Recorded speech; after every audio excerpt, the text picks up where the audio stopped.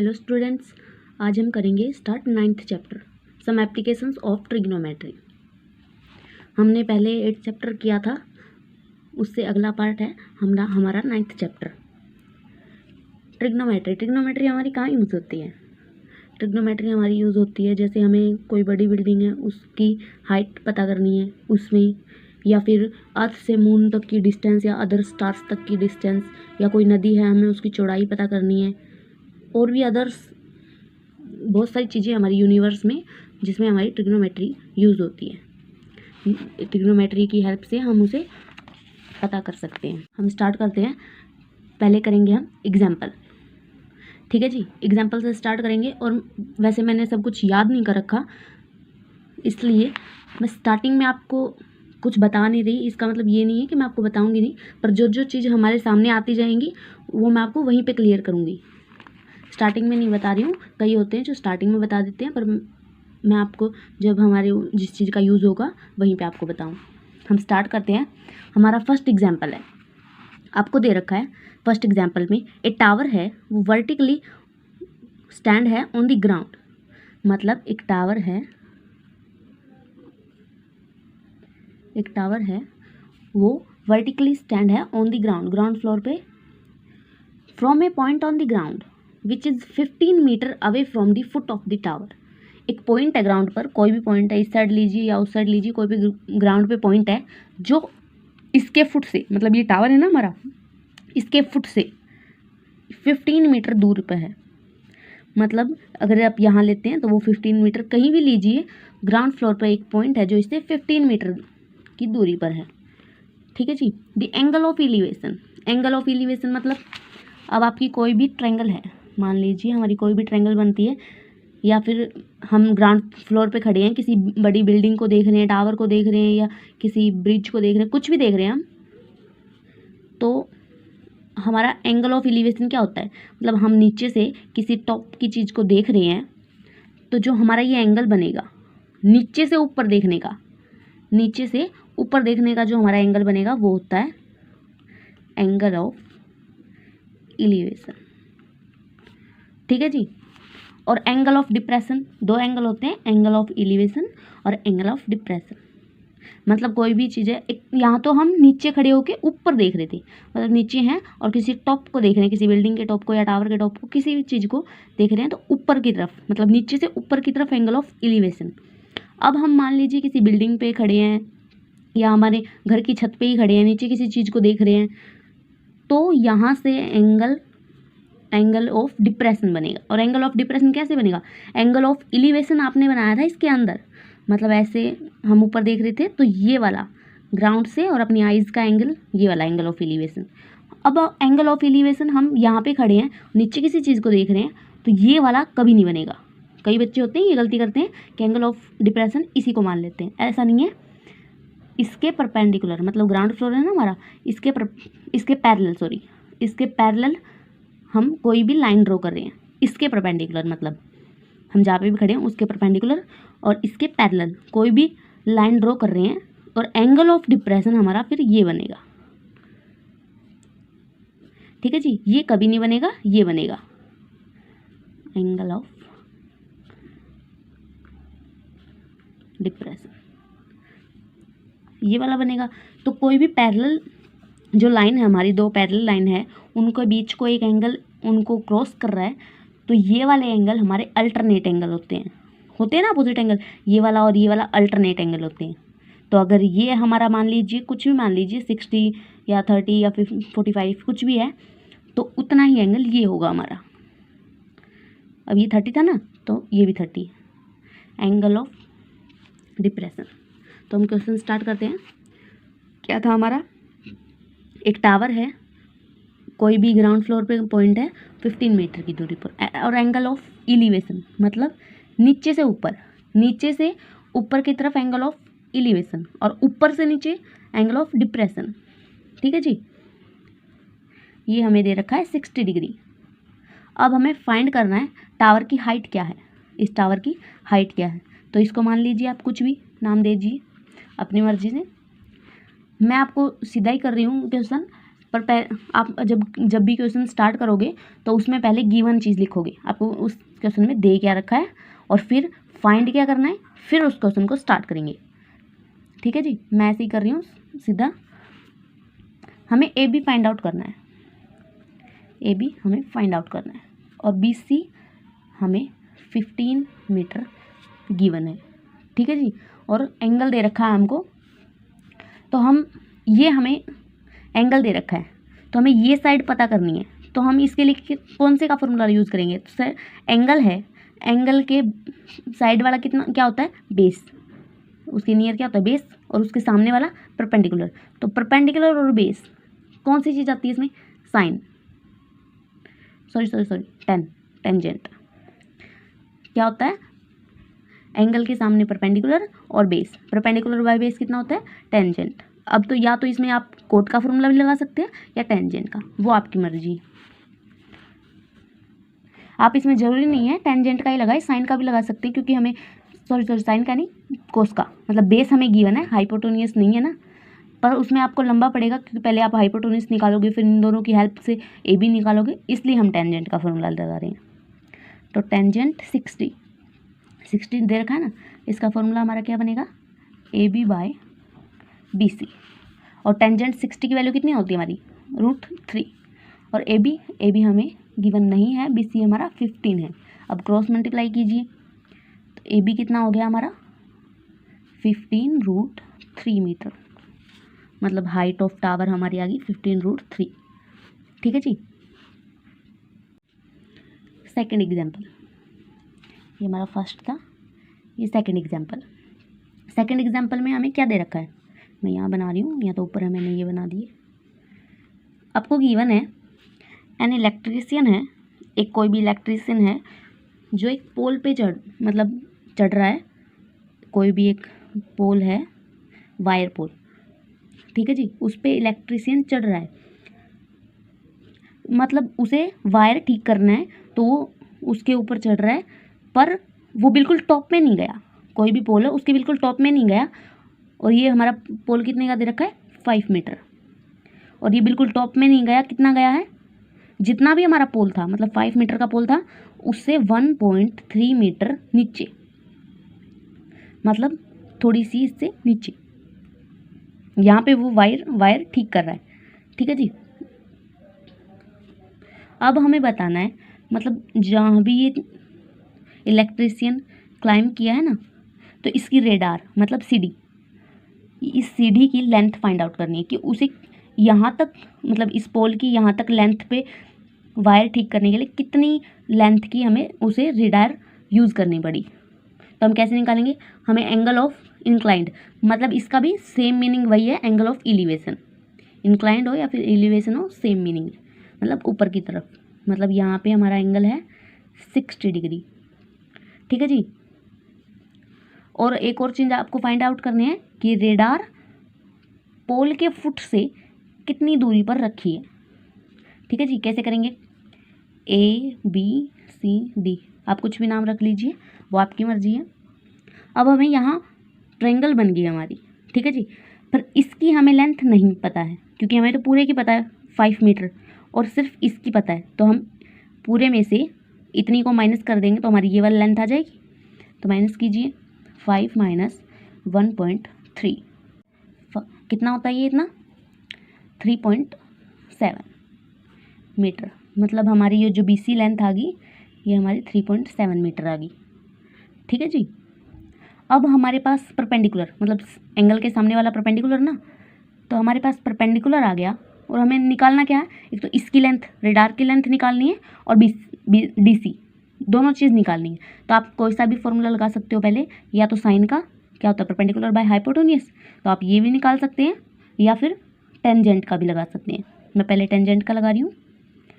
tan 60 is equal to BC by perpendicular by base. ठीक है जी। Tangent 60 की value कितनी होती है हमारी? √3। BC हमारा कितना आया था? 3.7 बाय DC हमें निकालना है, सॉरी DC। इसे क्रॉस मल्टीप्लाई करेंगे, तो कितना हो जाएगा हमारा?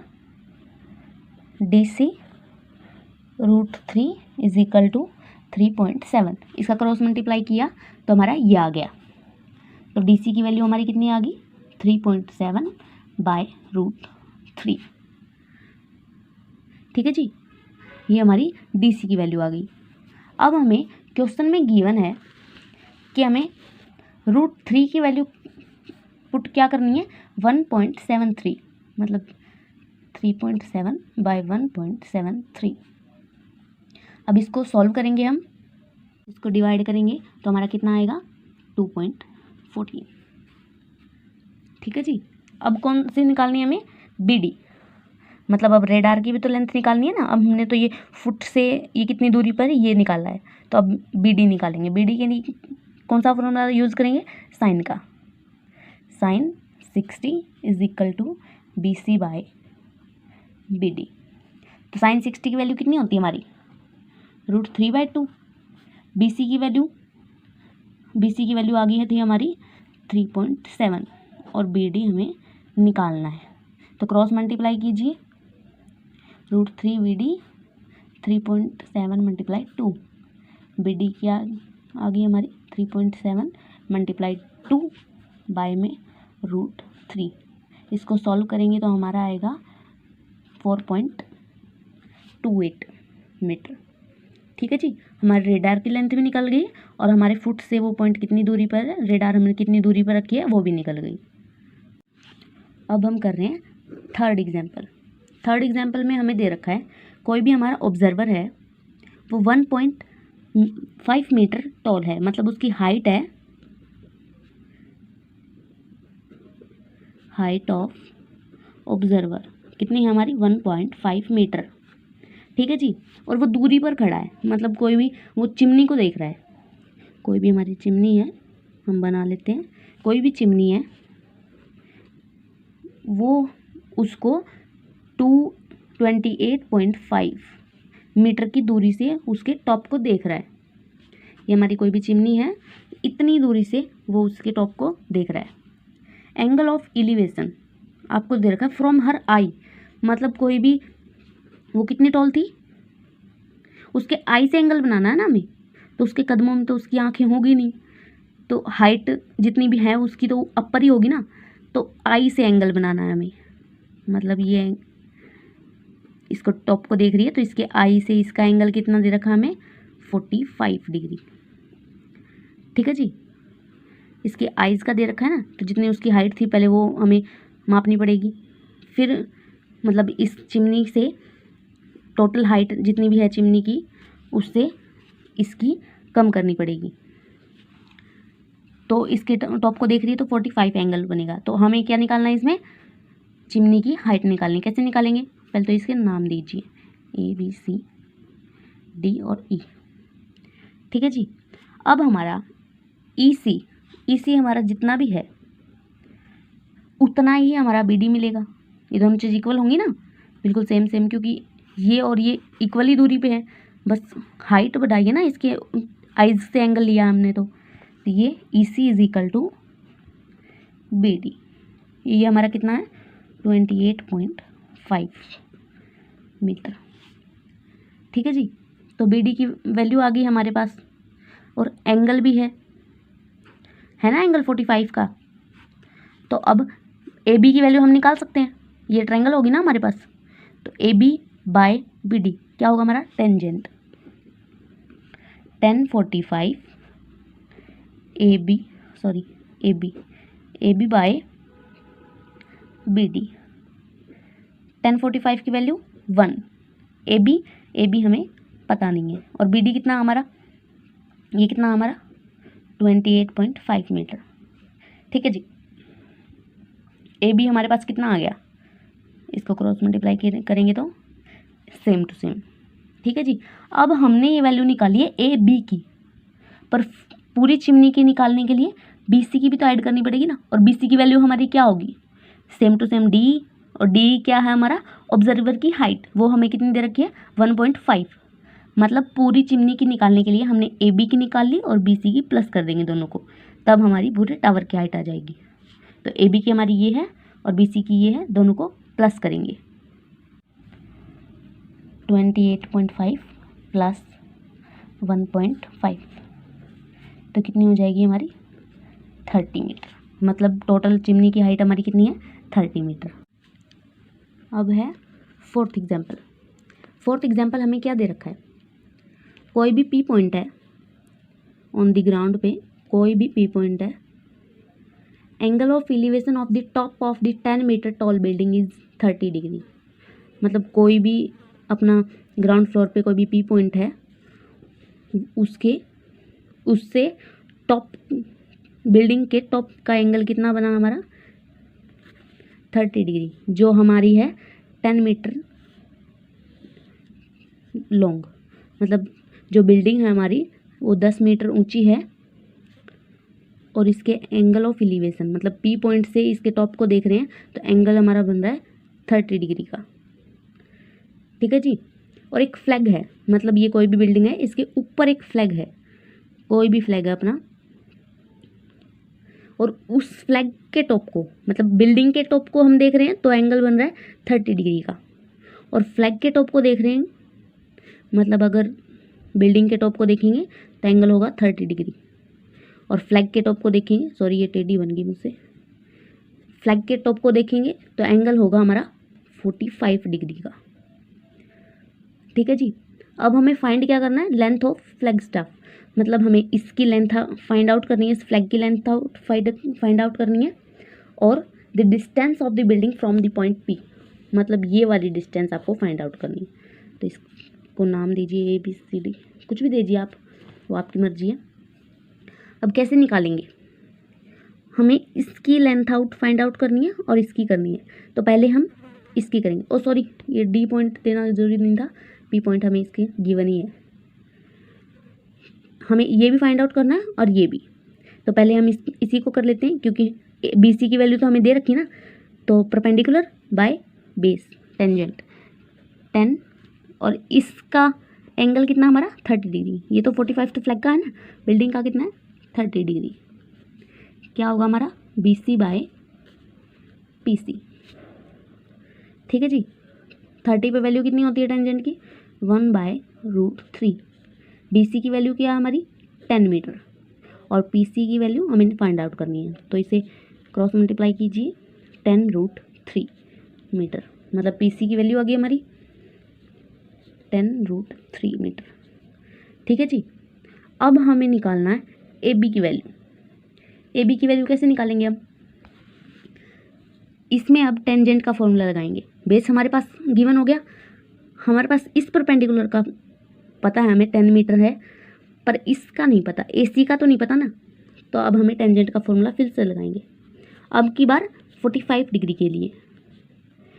तब हमारा फॉर्मूला क्या बनेगा AC बाय PC, तो 1045 की वैल्यू 1, AC की वैल्यू हमें पता नहीं है, PC की वैल्यू क्या आएगी हमारी 10√3, तो AC की वैल्यू क्या आएगी यहाँ से 10√3, सेम आ गई ना। तो अब हमारे पास AC की वैल्यू है, BC की वैल्यू है, तो हम इसकी फाइंड आउट कर सकते हैं ना, AC माइनस BC, AB की value is equal to AC value minus BC value. AB की कितनी हो जाएगी, AC की कितनी आई है हमारी 10√3 माइनस BC की वैल्यू क्या है 10 इसमें कॉमन आ जाएगा, √3 माइनस 1। ठीक है जी, ये आपकी वैल्यू हो गई। अगर आपको दे रखा है क्वेश्चन में कि √3 की वैल्यू आपको 1.73 पुट करनी है, तो आप यहाँ पे वैल्यू पुट कीजिए और पूरे को सॉल्व कीजिए। अगर आपको नहीं दे रखा है, मान लीजिए आपको नहीं दे रखा है क्वेश्चन में कि √3 की वैल्यू 1.73 पुट करनी है, तो आप इस क्वेश्चन को यहाँ पे भी छोड़ सकते हो, ये ठीक है, ये गलत नहीं माना जाएगा। एग्जाम्पल है फिफ्थ एग्जाम्पल, आपको एक साथ पूरा क्वेश्चन पढ़ना पड़ेगा, नहीं तो आपको समझ नहीं आएगा। कई बच्चे आधा पढ़ के कन्फ्यूज हो जाते हैं कि क्या हो गया, इसको आप पूरा पढ़ेंगे तभी आपको समझ में आएगा। ये आपको क्या दे रखा है, कोई भी आपका टावर है, ठीक है जी, उसकी शैडो 40 मीटर दूर है उससे, कब, जब हमारा सन का जो एंगल बना है इसके साथ वो 30 डिग्री होगा। मतलब कोई यहाँ पे हमारा सन है तो इसकी शैडो तो बनेगी ना, तो उसकी शैडो 40 मीटर दूर है किससे, जब हमारा एंगल 60 बन रहा है। मैं आपको बता देती हूँ, 1 मिनट रुक। यहाँ पे हमारा सन है, तो ये कोई टावर है, टावर की शैडो बन रही है ये 40 मीटर, टावर की शैडो बन रही है वो 40 मीटर की डिस्टेंस पे है जब एंगल 30 बन रहा है किससे, 60 डिग्री से। मतलब जब 60 डिग्री बना है उससे 40 डिग्री दूर है जब 30 डिग्री एंगल बन रहा है। ठीक है जी, टावर से नहीं है, 60 डिग्री बना के उसके बाद 40 मीटर दूर है। तो हम इसे कैसे करेंगे, इसका नाम दीजिए पहले तो ABCD। ठीक है जी, अब इसमें आपको फाइंड आउट क्या करना है, हाइट, टावर की हाइट मतलब AB, ये आपको फाइंड आउट करनी है। ये कैसे करोगे, इसको मान लीजिए x, BC को मान लीजिए x। ठीक है जी, तो अब इसमें फॉर्मूला लगाइए। पहले ट्रायंगल ले रहे हैं हम ADB, ये वाली बड़ी वाली ट्रायंगल ले रहे हैं, तो इसमें एंगल कितना है 30 डिग्री। तो हम किसका फॉर्मूला लगाएंगे, tangent 30 is equal to AB by BD। Tangent 30 की वैल्यू कितनी होती है हमारी, 1/√3। AB हमारा कितना है, ये तो हमें फाइंड आउट ही करना है, पता ही नहीं है। और BD को हम क्या लिख सकते हैं, 40 + x लिख सकते हैं ना, 40 + x। तो क्रॉस मल्टीप्लाई कीजिए, √3AB is equal to 40 + x। AB की वैल्यू कितनी आ गई, 40 + x/√3, ये हमारी आ गई AB की वैल्यू। ठीक है जी, अब x हमें ये भी तो फाइंड आउट करना है x कितना है, तो अब ये लेंगे हम ट्रायंगल ABC, ट्रायंगल ABC, इसमें लीजिए टेंजेंट 60 डिग्री, क्या होगा हमारा AB/BC। टेंजेंट 60 की वैल्यू कितनी होती है हमारी, √3 इज इक्वल टू AB की वैल्यू हमें यहाँ से फाइंड आउट करनी थी ना, करी थी हमने, तो ये इसको पुट कीजिए 40 + x/√3। BC तो हमारे x माना था ना, x, तो यहाँ से क्रॉस मल्टीप्लाई कीजिए, तो √3 की मल्टीप्लाई कीजिए करेंगे तो हम 3x, √3 कितना हो गया 3 इज इक्वल टू 40 + x। तो x इस साइड माइनस का हो जाएगा, 2x is equal to 40। x की वैल्यू कितनी आ गई हमारी 20, तो x की वैल्यू यहाँ से 20 आ गई, AB में पुट कीजिए कितनी हो जाएगी, 40 + 20/√3, 60√3। ठीक है जी, √3 हम नीचे नहीं छोड़ते, मतलब हमारा रूट की वैल्यू, कोई भी रूट की वैल्यू है हम उसे नीचे नहीं छोड़ते, तो हम इसे मल्टीप्लाई करेंगे √3 से, तो ऊपर कितना हो जाएगा हमारा 60√3, नीचे कितना हो जाएगा 3, ये इससे कैंसिल, ये कितना आ जाएगा हमारा 20√3। मतलब हमारे टावर की जो हाइट है वो AB की वैल्यू कितनी आ गई 20√3, यही हमें फाइंड आउट करनी थी। एग्जाम्पल हमारा सिक्स्थ एग्जाम्पल क्या है हमारा, angle of depression of the top and the bottom of 8 metre tall building from the top of the multi storeyed building are 30 degree and 45 degree. मतलब आपकी कोई भी ये मल्टी स्टोर्ड बिल्डिंग है, ये काफ़ी ऊंची है, और एक है आपकी 8 मीटर टॉल बिल्डिंग, मतलब ये 8 मीटर की है, इसके टॉप से एंगल, मतलब इस बिल्डिंग से इस बिल्डिंग के टॉप का एंगल, इस बिल्डिंग से इस बिल्डिंग का टॉप, और इस बिल्डिंग से टॉप से इसके बॉटम का एंगल, मतलब कौन सा हो गया एंगल ऑफ डिप्रेशन। मतलब इसे हम ज्वाइन करेंगे तो ये हमारा एंगल, टॉप से एंगल हो गया हमारा 30 डिग्री, और बॉटम से एंगल हो गया हमारा 45 डिग्री। तो हम इसे ज्वाइन कर लेते हैं। तो हमें इसमें क्या बताना है, हमें एक तो बताना है इसकी मल्टी स्टोर्ड बिल्डिंग की हाइट, मतलब ABCD, इन्हें भी हम ज्वाइन कर लेते हैं, और ये मान लेते हैं E। मतलब AB की हाइट बतानी है और BC, मतलब ये दोनों बिल्डिंग्स आपस में कितनी दूरी पर हैं, वो चीज़ बतानी है। हम इसे कैसे फाइंड आउट करेंगे? देखिए, ये हमने इसके पैरेलल लिया है, तो ये हो गया एक पैरेललोग्राम, हो गया ना। तो ये इसके पैरेलल भी है और सेम भी, तो BE is equal to DC, मतलब BC is equal to BE कितना हो गया हमारा? 8 मीटर। ये 8 मीटर था तो वो भी 8 मीटर हो गया, 8 मीटर। ठीक है जी। और एंगल ऑफ डिप्रेशन, मतलब ये पैरेलल लाइन है FA and F parallel to BC parallel to DE, ये आपस में सारे पैरेलल है ना। तो ये लाइन इसको क्रॉस कर रही है, तो ये एंगल कितना? 45, तो ये भी अल्टरनेट एंगल कितना होगा? 45, और ये 30, तो ये कितना होगा? 30 डिग्री। ठीक है जी। हम इसे अब फाइंड आउट कैसे करेंगे वो देखते हैं। हम पहले लेंगे ट्रायंगल ABC, ट्रायंगल ABC। इसमें हम क्या लेंगे? परपेंडिकुलर बाय बेस, कितना हो जाएगा? Tangent 45 degree is equal to AB by BC। 1 AB कितना हमारा? AB क्या होगा? AE और BE को प्लस करके हमारा AB हो जाएगा, तो AE मान लेते हैं हम X, तो इसको प्लस करेंगे तो कितना होगा? 8 प्लस X होगा ना। और BC हमें पता नहीं, ये हमें निकालना है। तो BC की वैल्यू हमारी कितनी आ गई? 8 प्लस X आ गई ना। BC की वैल्यू हमारी कितनी आ गई? 8 प्लस X, क्रॉस मल्टीप्लाई करके BC आ गया हमारा।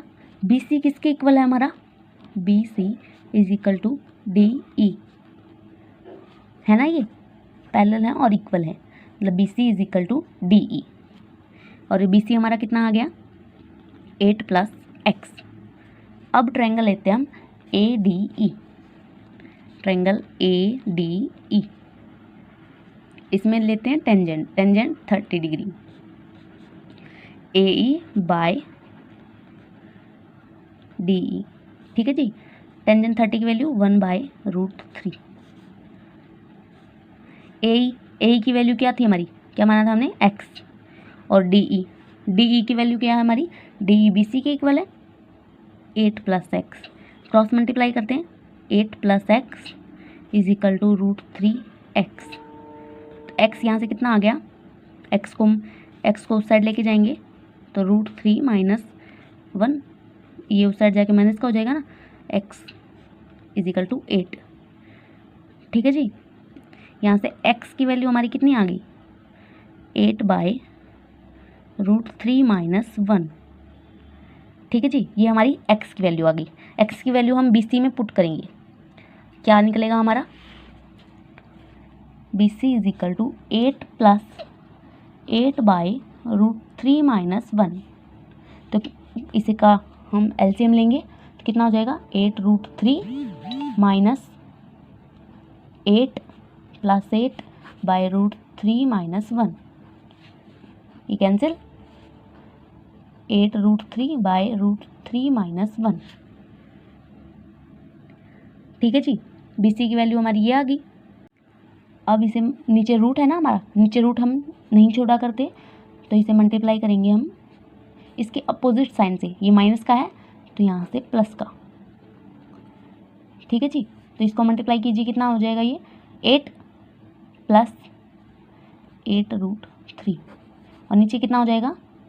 3 माइनस 1। ये फॉर्मूला लगेगा A minus B A plus B, A² minus B²। तो नीचे कितना हो जाएगा हमारा? 2। तो 8 हम ऊपर कॉमन ही ले लेते हैं, सॉरी यहाँ पे मल्टीप्लाई में 3 भी होगा, तो इसको हम ऐसे लिख लेते हैं।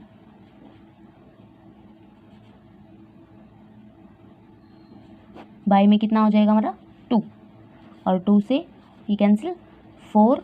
इसको अब अंदर मल्टीप्लाई करेंगे हम, 3 प्लस 4√3। इसको मल्टीप्लाई करेंगे तो 12 प्लस 4√3। BC की वैल्यू आ गई हमारी, मतलब इसके और इसके बीच में डिस्टेंस कितनी थी बिल्डिंग के? इतनी। ठीक है जी। अब हमें फाइंड आउट क्या करना है? AB की वैल्यू। हमारी बी ई की वैल्यू है हमारे पास, ए ई की वैल्यू भी हमारी आई थी, एक्स की वैल्यू आ गई ना हमारी ये वाली, तो हम इन दोनों को प्लस करेंगे, मतलब 8 + 8/√3 - 1, इसको प्लस करेंगे तो सेम यही वैल्यू आएगी, मतलब A B by B C दोनों इक्वल है, मतलब ए बी और बी सी दोनों वैल्यू इक्वल आएंगी, यही सेम। ठीक है जी। एग्जाम्पल है 7th, इसका मैं आपको ग्राफ दिखा देती हूँ। इसमें जो दे रखा है फिगर वो देख लीजिए आप। इसमें आपको क्या दे रखा है, कोई भी ब्रिज है, मतलब ये कोई भी आपका ब्रिज है, इसके बीच में एक नदी है, ए पॉइंट ऑन द ब्रिज, मतलब यहाँ से कोई भी पॉइंट है, मैं बना देती हूँ, यहाँ पे कोई भी पॉइंट है, ये अपना आपका ब्रिज है, और आपके ब्रिज पे कोई भी आपका पॉइंट ले रखा है आपने, angle of depression of the bank on the opposite side of the river, मतलब ये बीच में आपकी कोई भी नदी है, इस पॉइंट से आप जब एंगल ऑफ डिप्रेशन ले रहे हैं, दोनों साइड नदी है हमारी, नदी के दोनों साइड हम एंगल ऑफ डिप्रेशन ले रहे हैं, तो ये पैरेलल लाइन खींचेंगे हम, इसका एंगल हमको दे रखा है 30 डिग्री और ये हमने दे रखा है 45 डिग्री। ठीक है जी, इस पे आप ड्रॉ कीजिए। ठीक है जी। If the bridge of the height 3 meter, मतलब ये आपको हाइट, मतलब ये ब्रिज है आपका, इसकी हाइट कितनी दे रखी है आपको 3 मीटर, ये हाइट आपकी दे रखी है, आपको फाइंड आउट करनी है नदी की विड्थ, मतलब नदी की चौड़ाई कितनी है। कैसे फाइंड आउट करोगे, पहले तो इसको नाम दीजिए ए बी सी और डी। ठीक है जी। एंगल ऑफ डिप्रेशन 30 डिग्री, तो अल्टरनेट एंगल मतलब ये भी 30 डिग्री और ये 45 डिग्री। ठीक है जी। अब हम फाइंड आउट कैसे करेंगे, ट्रायंगल लेके चलते हैं A B D, triangle A B और डी, इस ट्रायंगल में टेंजेंट लीजिए, टेंजेंट 30 डिग्री, क्योंकि हमारे पास परपेंडिकुलर है, बेस हमें निकालना है। कैसे निकालेंगे, A B by B D, 30 की वैल्यू कितनी होती है, टेंजेंट 30 की 1/√3 इजिकल टू ए बी की वैल्यू हमारे पास कितनी है 3 मीटर और बी डी की वो हमें निकालनी है। क्रॉस मल्टीप्लाई कीजिए, बी डी इजिकल टू 3√3, मतलब इसकी वैल्यू आ गई हमारी 3√3 मीटर। ठीक है जी। अब हम इस ट्रायंगल को लेके चलते हैं, ट्रायंगल ए बी सी, इसमें हम टेंजेंट लेते हैं, टेंजेंट 45 डिग्री, क्या होगा हमारा A B by B C, tangent 45 की value 1 is equal to A B की वैल्यू हमारी कितनी है 3 मीटर और बी सी की वैल्यू फाइंड आउट करनी है, तो इसे क्रॉस मल्टीप्लाई कीजिए, कितना होगा बी सी इजिकल टू 3, मतलब बी सी की वैल्यू आ गई हमारी 3 मीटर। तो हमें डी सी की वैल्यू निकालनी है, मतलब नदी की चौड़ाई निकालनी है ना, तो डी सी की वैल्यू निकालनी है। इसको हम कैसे लिख सकते हैं, B D plus B C, दोनों को ऐड करेंगे तो कितना होगा 3 + 3√3, इसमें 3 कॉमन आ रहा है, 1 + √3। ठीक है जी, मीटर, ये आ गई हमारी नदी की विड्थ, यही हमको फाइंड आउट करनी थी, ये हमने कर लिया। एक्सरसाइज हम नेक्स्ट वीडियो में करेंगे। Thank you.